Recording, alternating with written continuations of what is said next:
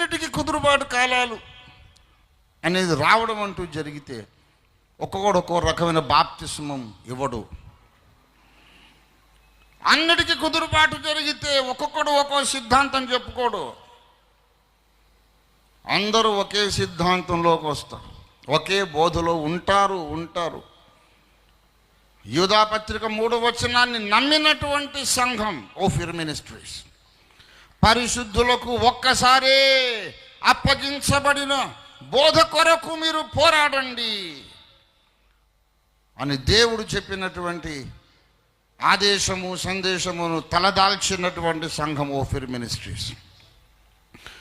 మనం కలిసి కూడుకున్నాం, సమాజంగా కూడుకున్నాం, ఎక్కువసేపు వాక్యం ధ్యానించలేదు, అయినా సరే పర్వాలేదు. మనం కూడుకోవడం ద్వారా సమాజిస్తోంది.